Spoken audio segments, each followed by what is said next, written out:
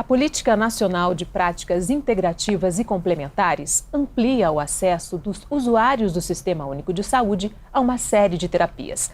Atualmente são 14 as práticas incluídas no SUS. Entre elas, a naturopatia, que atua com 2 focos principais: recuperar a habilidade de cura do próprio corpo e educar os pacientes para que adotem um estilo de vida equilibrado e saudável. Naturopatia e práticas integrativas e complementares em saúde. Esse é o tema em questão no programa de hoje. Nosso convidado é o médico Carlos Lírio, diretor do Instituto de Naturopatia Roberto Costa. Ele que é formado pela Faculdade de Medicina de Petrópolis e que tem especialização em homeopatia, além de formação em acupuntura e ayurveda e mestrado em saúde coletiva. Bem-vindo, obrigada pela participação. Obrigado a Fase e a você pelo convite de estar aqui podendo falar de naturopatia e práticas integrativas e complementares. A sabedoria do nosso próprio corpo. Temos dentro de nós o poder da cura. Sim, isso é a base de todas as terapias alternativas, né? O que se chama de vitalismo, né? Nas terapias alternativas isso se chama de vitalismo, que é a capacidade do corpo de se curar. Um exemplo bem clássico disso, né, que resume isso que a gente está falando, é quando nós fazemos um corte, né? A gente se corta, faço um corte no meu braço.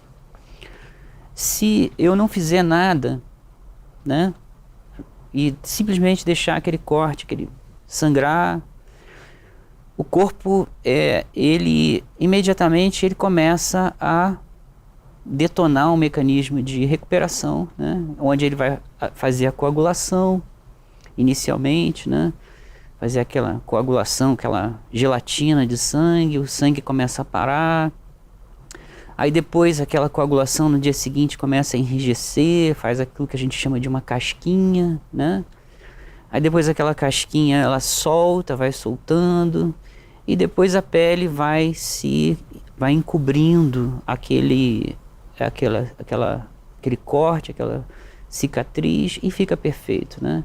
A casquinha que já é uma proteção, um escudo natural, né? Sim. E quem que ensinou o corpo a fazer isso, né? E se o corpo faz isso com um cortezinho, ele faz com tudo. Ele faz com todas as doenças, né? Infecciosas, degenerativas. Ele sabe melhor do que qualquer como se faz isso.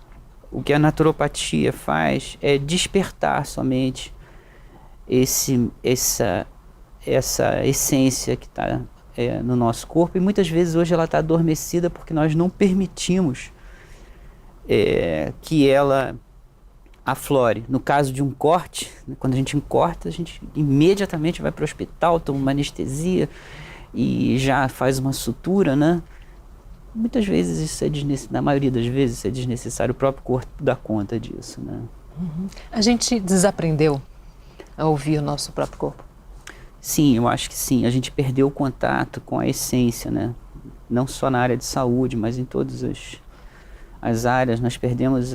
Nós fizemos uma cisão com a nossa verdadeira natureza, né? Isso muito por conta da ciência, né? Que tomou um rumo, né? Essa ciência como a gente conhece hoje, principalmente as ciências biomédicas, biológicas, né? Elas têm por princípio, né, a negação do princípio de ligação do nosso corpo com as forças da natureza e com as forças espirituais, né? A ciência meio que nega esses detalhes, né?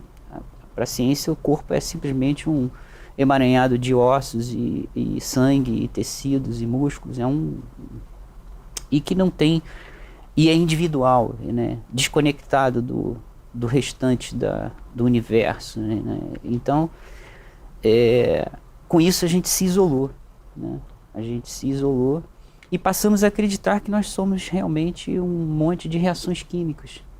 Mas, na verdade, isso é mentira. Uhum. Isso não é parcialmente verdade. Uhum. Não estamos somente na natureza, somos natureza, né? Sim, exatamente. A gente precisa se reconectar. Né? A gente está desconectado, a gente precisa se reconectar. Como é que funciona exatamente a naturopatia?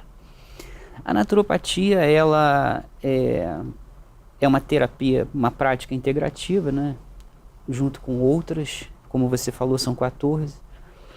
Na verdade, a naturopatia, ela é, digamos, a clínica geral das terapias integrativas, né? O naturopata, ele aprende todas as práticas, né? Ele vai aprender acupuntura, né, que é a medicina tradicional chinesa, a Ayurveda, que é a medicina indiana, a homeopatia, a fitoterapia, as práticas corporais, como yoga, tai chi, vai aprender também cromoterapia, auriculoterapia, aromaterapia, enfim, ele tem uma visão ampla e geral de todas as práticas, né? E atua essencialmente como todas as práticas, com essa questão do vitalismo, né? Buscando a autocura, o despertar da autocura. Sempre é isso, né? Esse é o foco do naturopata. Como é que surgiu a naturopatia? Surgiu na Alemanha com um padre no século XIX, final do século XIX, e que ele estudava muito as terapias baseadas em água, né? Na água, hidroterapia, né? Banhos e todas as terapias vinculadas à água, principalmente o foco com banhos. E esse alemão, ele desenvolveu um sistema de cura baseado em água, né? E isso foi caminhando pela Alemanha, chegou aos Estados Unidos, onde no início do século XX, onde 2 americanos pegaram o conhecimento desse alemão e introduziram essas outras práticas, como a gente falou aqui agora, a fitoterapia, introduziram no escopo do conhecimento do naturopata. E nos Estados Unidos ela começou a ganhar muita força no início do século XX, né? No Canadá, Estados Unidos, foi ali que deu origem ao que a gente chama hoje de naturopatia. Lá é amplamente difundido, no Canadá também, e em alguns outros países da Europa, como a Inglaterra, a Alemanha, né? Na Índia, alguns países da América Latina, como Chile, Argentina. No Brasil está chegando agora, né? Em alguns países, como o Canadá, ela faz parte até dos serviços públicos de saúde. Então já existe essa prática, né, há muito tempo, mas aqui é pouco conhecida. Por que é pouco conhecida e pouco difundida ainda no Brasil? Assim, o Brasil, ele foi um país que, no sistema de saúde, nós, durante o século passado, século XX, quando se falava em práticas integrativas ou em terapias alternativas, sempre se falou muito em homeopatia, né? No século passado se falou muito em homeopatia e as outras não eram muito conhecidas, nenhuma das outras técnicas eram conhecidas. No final do século passado, começou a chegar ao Brasil outras práticas, principalmente a acupuntura, né? Na década de 80, 70 e 80, começou-se a acupuntura a aparecer, e outras práticas, como a terapia floral, a meditação, que hoje é bastante difundida, a própria yoga, e a fitoterapia, né, que é uma prática também muito antiga no Brasil, né, que vem dos índios, dos negros, da cultura, principalmente da cultura dos índios, mas essas práticas elas sempre ficaram muito restritas ao domínio popular das comunidades, que é como funciona até hoje, né? Então essas terapias, a fitoterapia popular e a homeopatia, ficaram muito presentes no Brasil durante muito tempo, e a acupuntura e as outras começaram a chegar no final do século passado. Com a introdução da Política Nacional de Práticas Integrativas, né, que surgiu em 2006, né, ela entra no SUS em 2006, abre-se um leque maior, né, de possibilidades, e aí chega a naturopatia com mais força, né. Na verdade, a naturopatia, a primeira, assim, o surgimento institucional dela foi no Sul, em Curitiba, né, na Faculdade Espírita, chama-se Faculdade Espírita, que é uma faculdade muito conhecida no Paraná. E ali começa um curso de naturoterapia na década de 90 e começa a se formar os primeiros naturopatas no Brasil. Ou seja, é bem recente, né? É muito recente, é muito recente. Uhum. E qual é a participação hoje no SUS? A naturopatia, ela foi introduzida no SUS agora, em janeiro de 2017, né? E com algumas outras, mas ela foi incluída como prática em 2017. E ela então é bem embrionária, né? Mas a nossa prática já é uma prática de naturopatia dentro do Sistema Único de Saúde. O Instituto, a gente tem um curso de formação de naturopatas e o nosso campo de atuação é a estratégia saúde da família, né? E as academias da saúde mais recentemente. Então, Ou seja, vocês já utilizavam os conceitos da naturopatia há muito mais tempo, né? Sim, sim. A gente utilizava bem antes dela se tornar uma naturopatia e depois ela se tornar prática no Sistema Único de Saúde. Uhum. E quais os resultados que vocês percebem nos pacientes? Para a grande maioria dos pacientes, principalmente algumas práticas como a acupuntura ou dentro do Sistema Único de Saúde, né?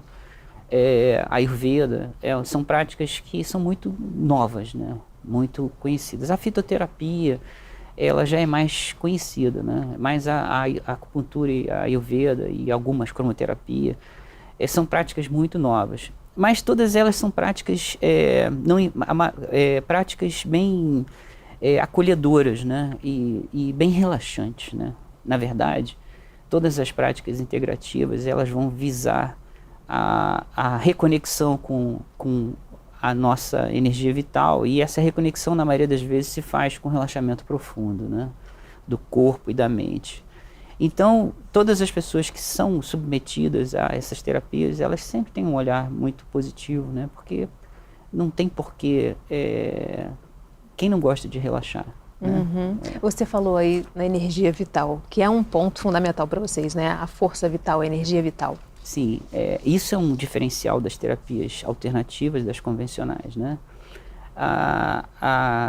Nós falamos, a biomedicina, a medicina convencional, ela vai focar o corpo, né, muito na questão biológica, né? Na questão biológica, bioquímica. A biomedicina entende que o corpo é uma reação química, né? Mas isso, na verdade, hoje é bastante questionado, né? Porque a física, o conhecimento da física, a física quântica, né? Ela começa a mostrar que não é bem assim, né? Na verdade, quando a gente entende que o substrato de experimentação humana é o corpo biológico, mas a física mostra que o corpo biológico, na verdade, é uma projeção da mente, né? Ele, na verdade, o que existe é consciência. O corpo é simplesmente uma projeção dessa consciência, é uma coagulação dessa consciência. Se a física estiver certo, a biologia vai ter que mudar muito, né?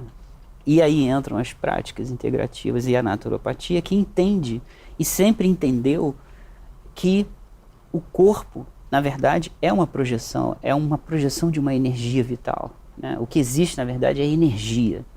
É o que faz a gente viver. E aí tem um exemplo muito prático para dividir essas duas coisas, que você imagina que você tem um carro e um cachorro.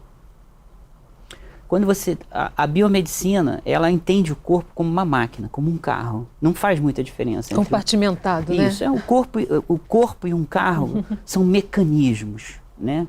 A biomedicina entende dessa forma. O corpo e o carro são mecanismos. Tanto é que quando a gente estuda doença, a gente estuda mecanismo de doença, né? Então, entende-se que o corpo e o carro são objetos semelhantes. E vamos então entender o carro e um cachorro. O carro, quando você pega um carro, desmonta o carro inteirinho, todas as peças dele, tira tudo. Tira as rodas, tira o motor, desmonta todas as engrenagens, pneus, põe ele num salão assim enorme, e depois você pega, quando você acabou de desmontar, você vai e monta ele todinho de novo. Quando você acabou de montar, você coloca a chave na ignição, liga, e ele liga. Ele funciona. Funciona. Você pega um cachorro, desmonta o cachorro todo. Faz o mesmo que você fez com o carro. Desmonta o cachorro todo. E quando você acabou de desmontar o cachorro, você pega ele e monta ele de novo. E aí, o que aconteceu? O cachorro não liga mais. Por quê? Porque o que diferencia o carro do cachorro é justamente essa força que mantém as peças ligadas. E que não é uma força material, é uma energia. E é essa energia que todos nós sabemos, né? Que força é essa? Que tem em português não tem muitas palavras que na medicina tradicional chinesa se chama de Qi. O que é o Qi? O Qi é a melhor tradução do Qi é quando você coloca um chá no fogo e sai aquela fumaça, né? Aquilo é o Qi, né? É uma energia.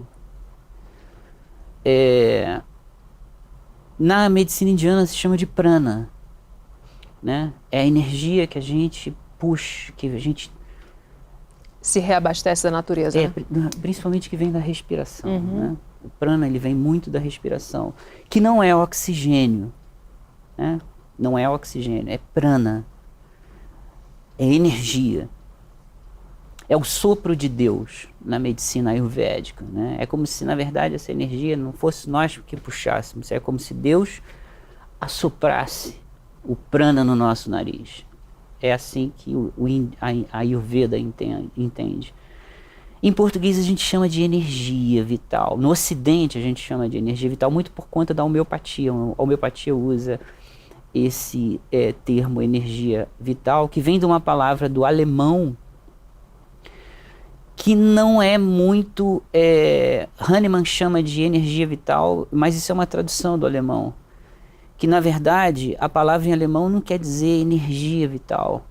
Ela quer dizer uma outra... Eu traduziria essa palavra como entusiasmo. A palavra energia vital está ligada a entusiasmo, que vem do grego, que se chama enteosmos, Deus dentro. Então, o entusiasmo é a energia vital, é Deus dentro, é a energia que move a gente, né? Que faz a gente viver, estar vivo, que não nada tem a ver com reações químicas e com nada disso, né? Então, o que na verdade faz a gente adoecer é quando essa energia, ela cai, né? E aí ela pode cair por várias razões, né? O foco da naturopatia e de todas as práticas é manter essa energia, né? Manter essa vitalidade. É isso, mais ou menos. Ok. E você também pode acompanhar a Fase TV na internet. O endereço está aí na sua tela, youtube.com/fmpfase. Faça sua inscrição e receba os alertas dos novos episódios. Vamos fazer um rápido intervalo. No próximo bloco, a gente continua falando sobre naturopatia e práticas integrativas e complementares em saúde. O Em Questão volta em instantes. Até já!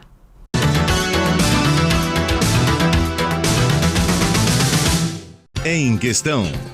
Oferecimento Viterbo Estofados. Nossos móveis, seu estilo. Em Questão. Oferecimento Viterbo Estofados. Nossos móveis, seu estilo.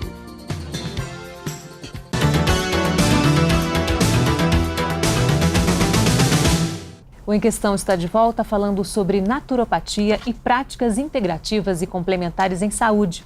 Nosso convidado é o médico Carlos Lírio, diretor do Instituto de Naturopatia Roberto Costa, em Petrópolis. A gente terminou o bloco anterior falando da energia vital, né? Quando essa energia ela diminui, é possível reverter essa situação e ela voltar realmente a toda a sua potência? Sim, a princípio sim, né? Esse é o foco do trabalho das terapias alternativas, né? Recuperar a energia e não curar, não tratar doenças, o que a outra medicina chama de doença. O nosso foco é recuperar a energia. Na verdade, quem recupera a energia é a própria pessoa, né? Essa pessoa não é um paciente, né? Ele é um agente da própria cura. E esse é um determinante muito importante na terapia, na naturopatia. Porque na maioria das vezes, esse desejo de recuperação, ele não é verdadeiro, né? Porque na verdade o desejo de recuperação verdadeiro, muitas vezes, quando a gente entra em conexão com essas forças vitais, muitas vezes para se reabilitar nós temos que fazer cortes, né? E cortes às vezes que estão vinculados a hábitos, estão vinculados a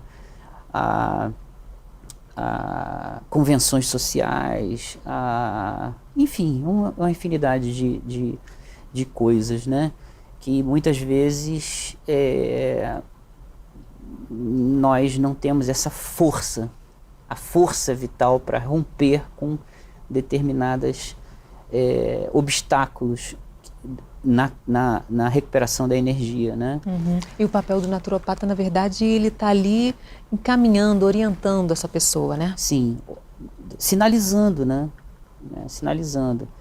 As práticas de terapia, na prática, né? Por exemplo, nós trabalhamos como eu falei, com meditação, com técnicas corporais de massagem, de agulhamento na acupuntura.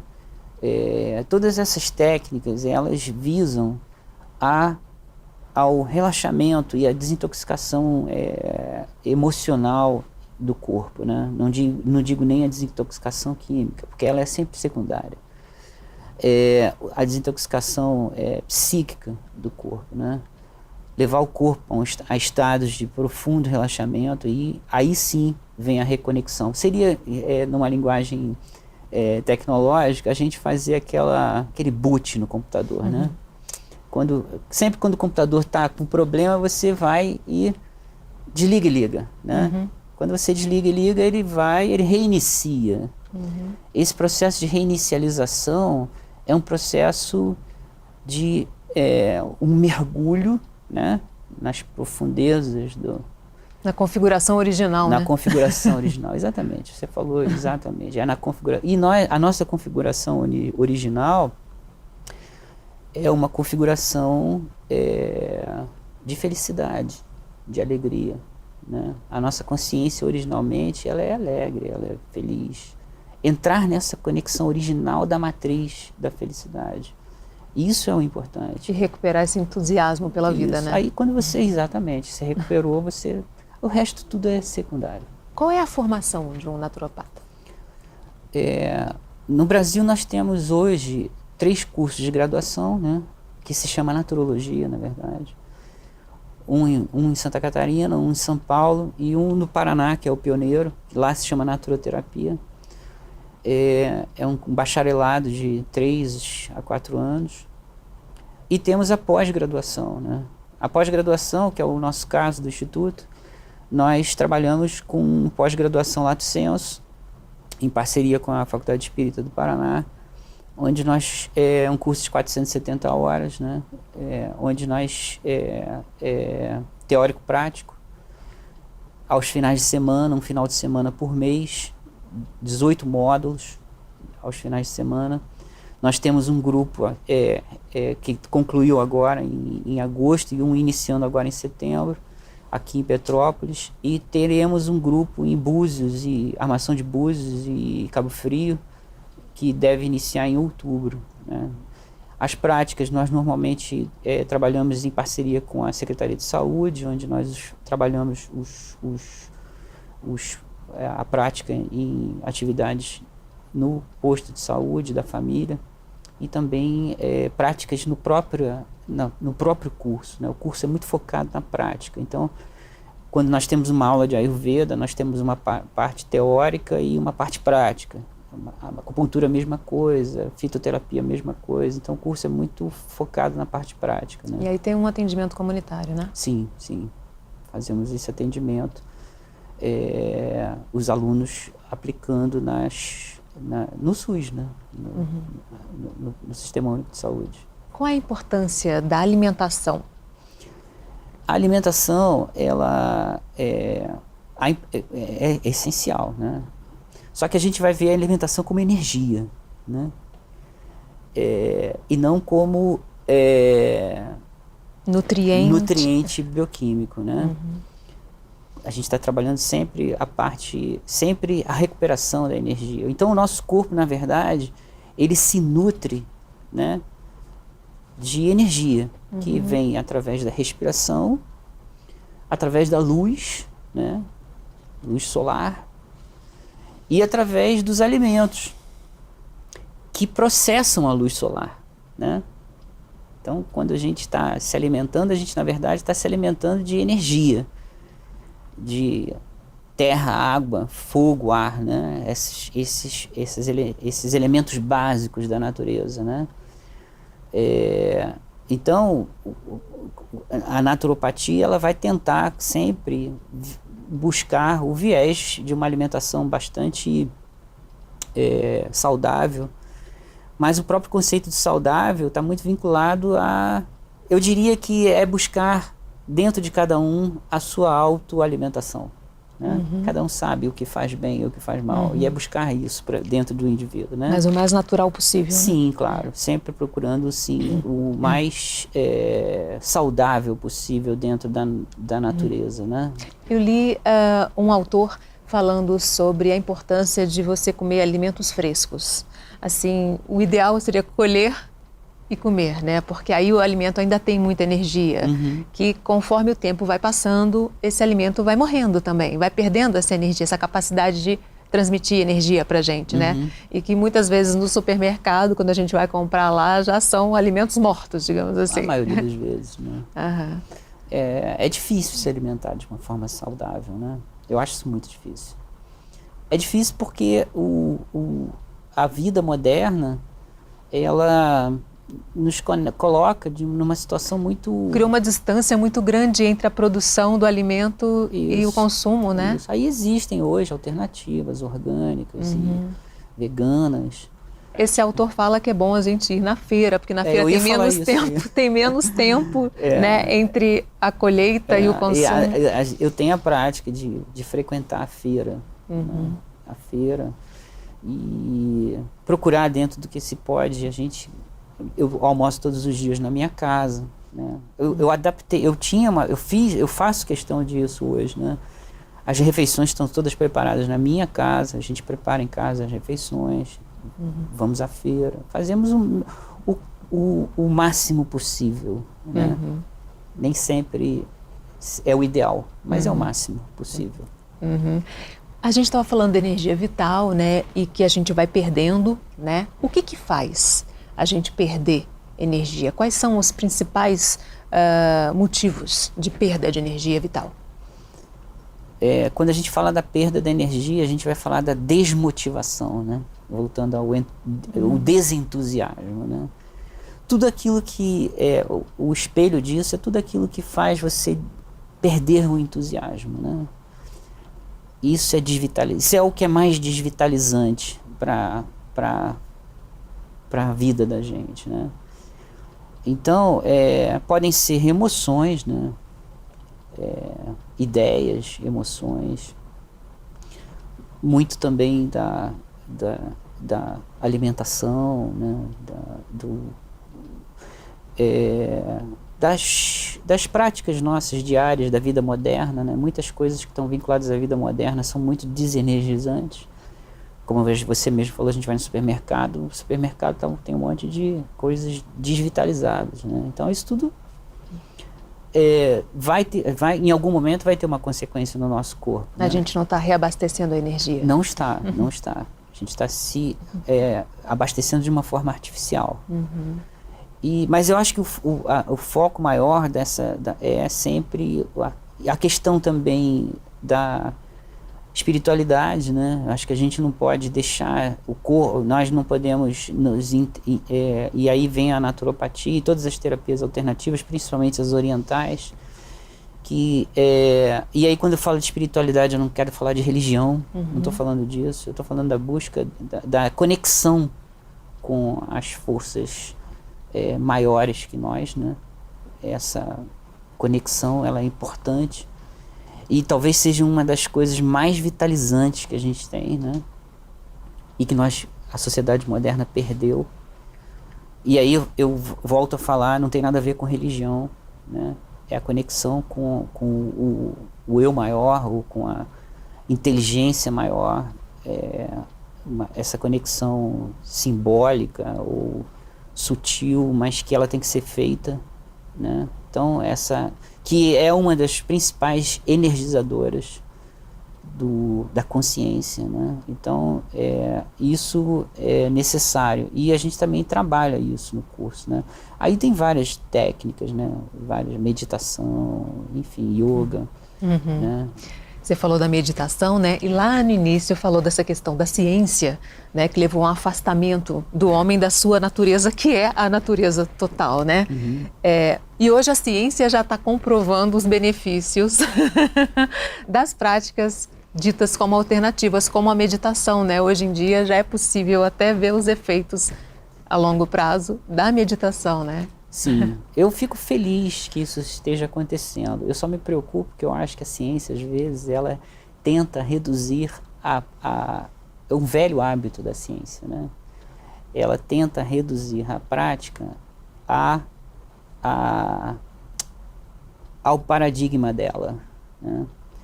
A gente vê hoje a meditação chegando, eu acho ótimo, né?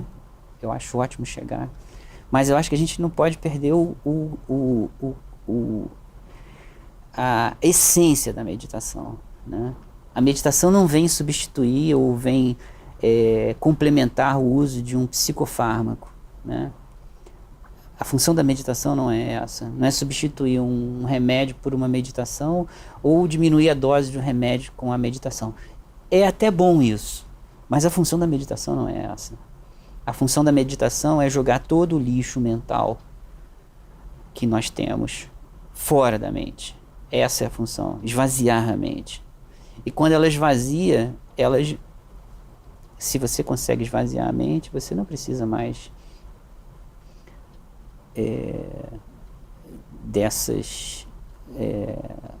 desses artificialismos, né, do quais os psicofármacos fazem parte.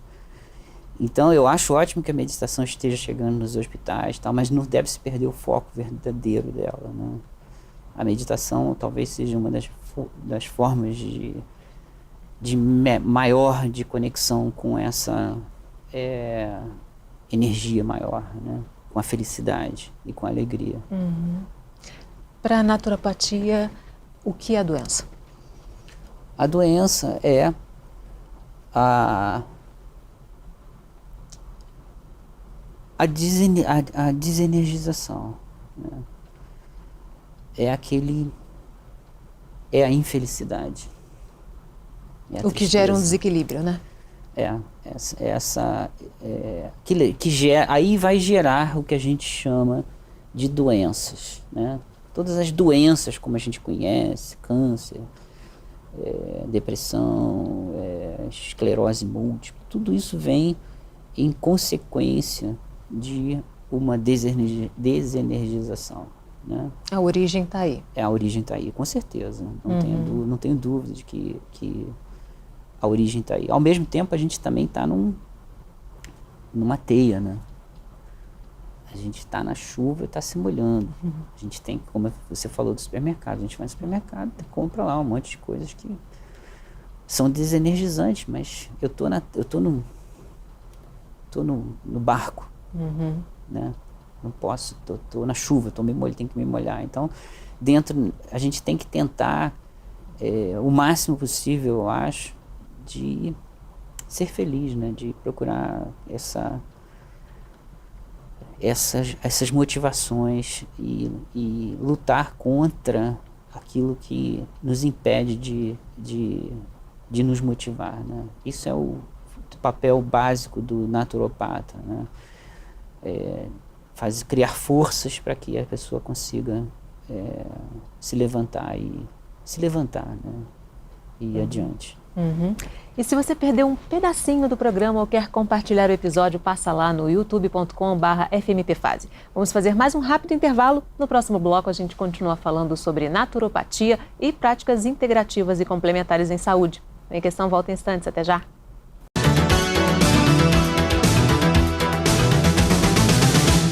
Em Questão. Oferecimento Viterbo Estofados. Nossos móveis, seu estilo. Em Questão. Oferecimento Viterbo Estofados. Nossos móveis, seu estilo.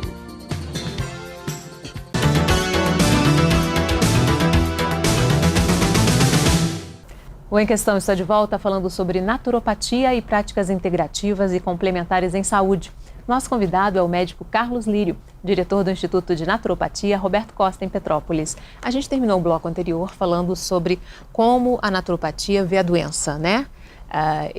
Essa diminuição de energia, esse desequilíbrio, né?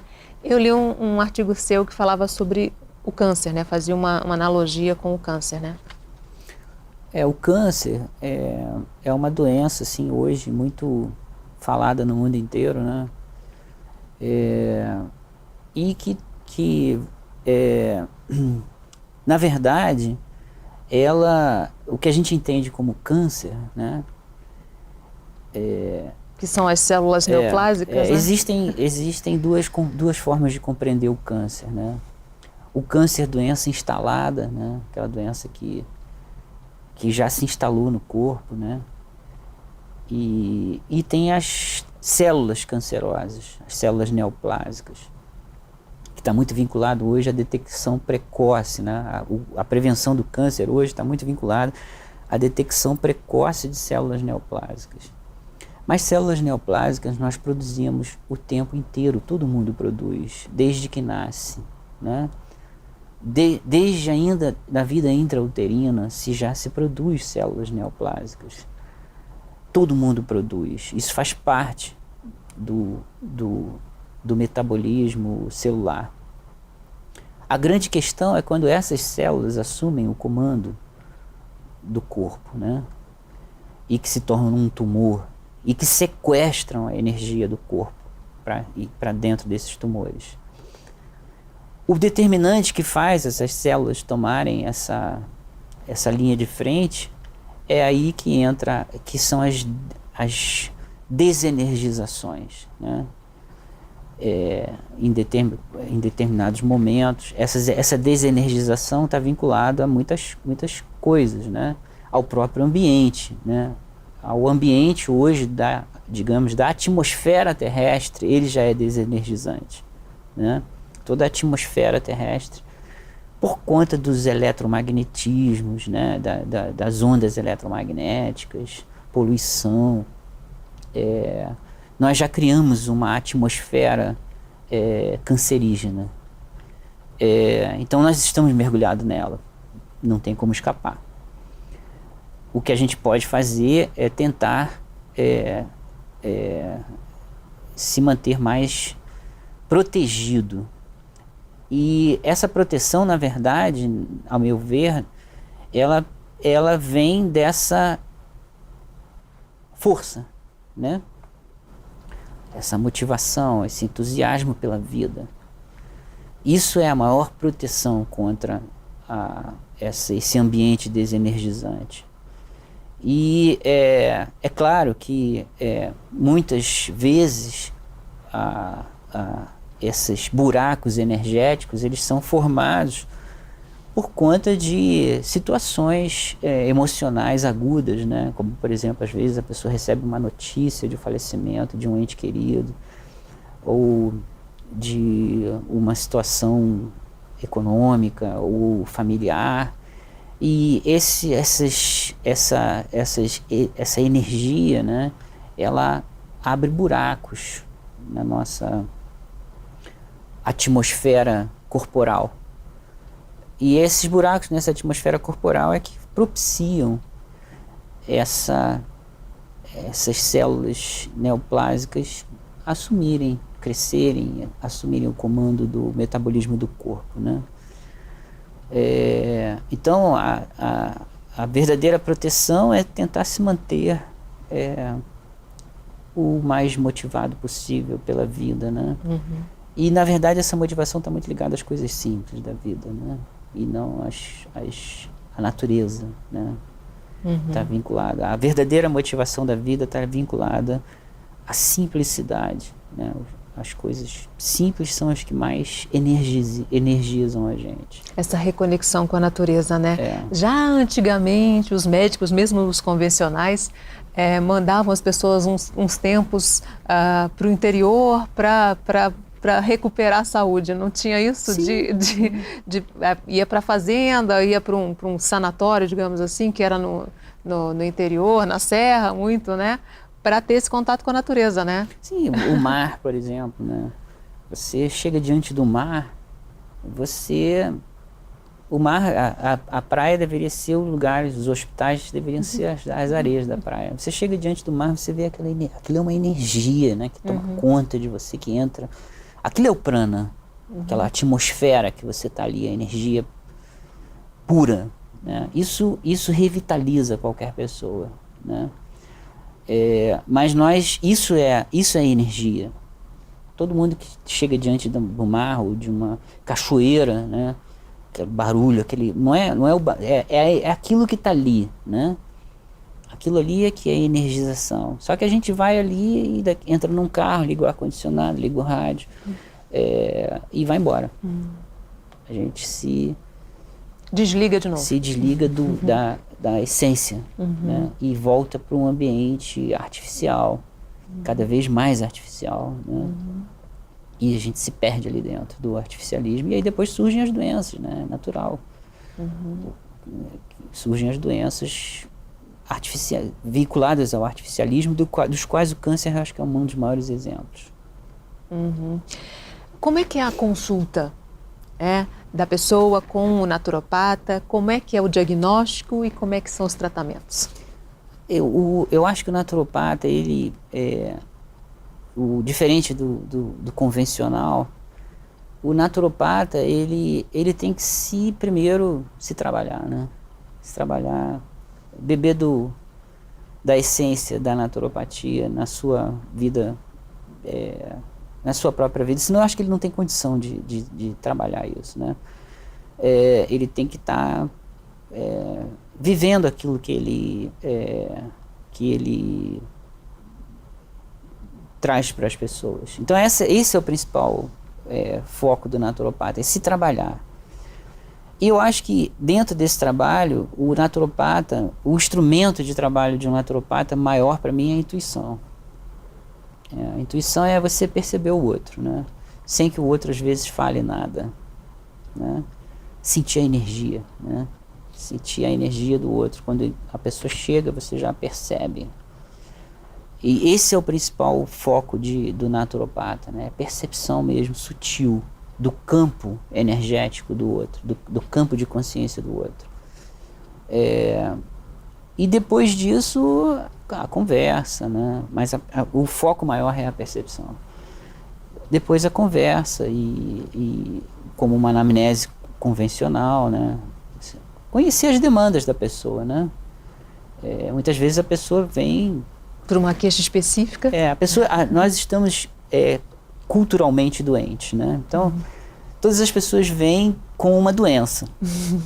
Uma doença conhecida, né?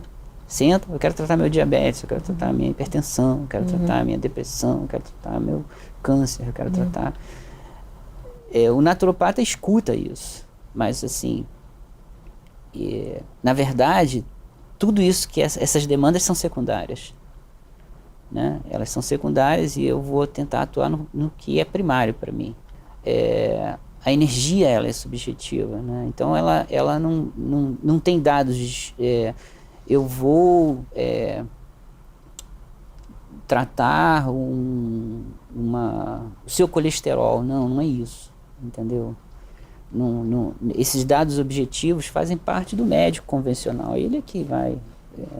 Hoje eu procuro nem muito mais, apesar de ter feito clínica médica, ter trabalhado em hospital há muitos anos, eu acho ótimo, eu gosto da medicina convencional, eu acho que a medicina convencional tem coisas fantásticas, né? Coisas fantásticas. O antibiótico é uma delas, eu acho o antibiótico um medicamento fantástico. As cirurgias hoje não invasivas, tem coisas muito boas, né? Eu acho que se existe algum pecado da medicina convencional, é achar que só isso existe, né? E que é isso que cura, e só isso cura. Esse é o grande pecado. E o segundo é o exagero disso, hoje em dia, né? O exagero da medicalização. A sociedade está medicalizada em exagero, né? Está fazendo exames em exagero, desnecessários.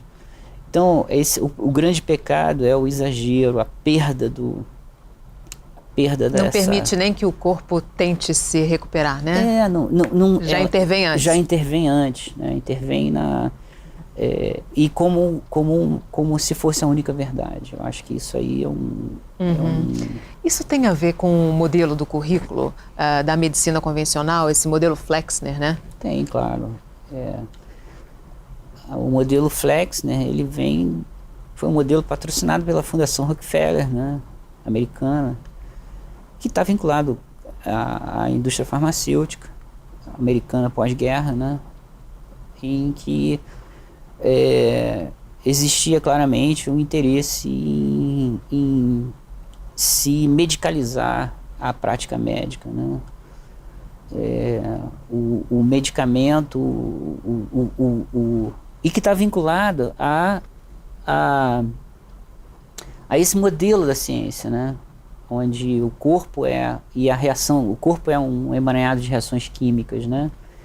Onde deve ser feito o diagnóstico e o tratamento químico, né? A doença, ela é bioquímica, né? E ela tem que ser tratada quimicamente.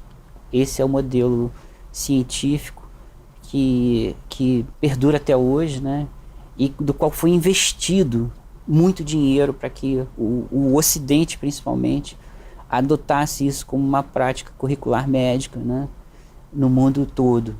Então, isso é o que a gente vê hoje na formação dos médicos no Ocidente, esse modelo que é medicalizante, né? Onde entende-se que o medicamento, como produto químico, ele vai curar uma disfunção bioquímica, e que é só isso, né?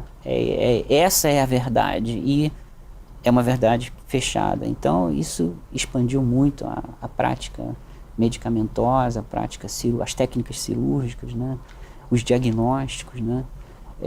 Sempre querendo descobrir uma proteína ou uma enzima que é causadora, ou uma bactéria que é causadora, ou um vírus que é o causador, né, das doenças, né? Isso está muito ligado a Pasteur também, né? Ao modelo ao modelo cartesiano de ciência, né? Onde se separa mente e corpo, né? Descartes separa corpo e mente, né? Mente é coisa de espírito, é assunto de religião. Corpo é assunto dos médicos, uma coisa não tem nada a ver com a outra. Isso é o modelo cartesiano, e que Pasteur sela isso quando ele descobre um micro-organismo, né?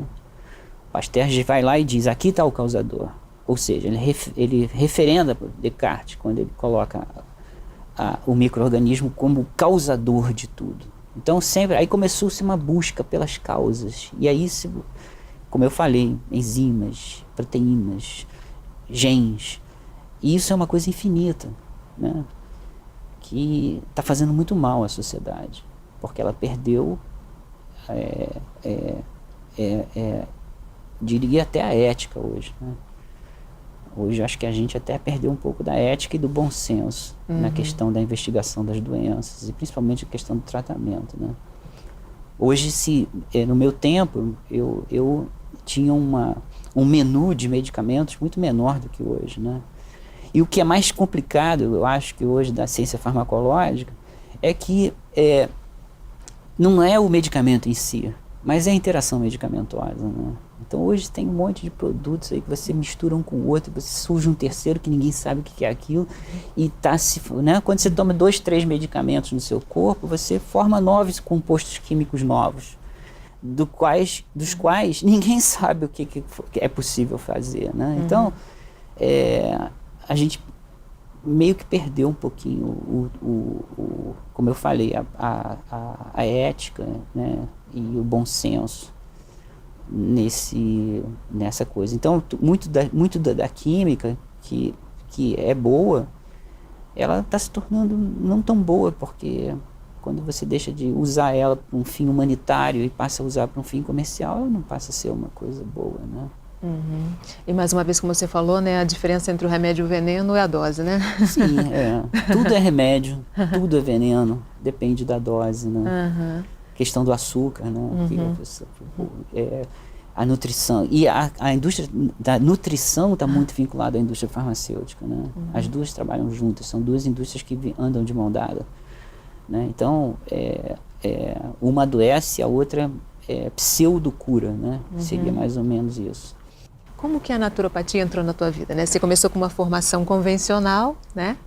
Eu fui estudar medicina porque eu queria ser psiquiatra, eu queria ser psiquiatra.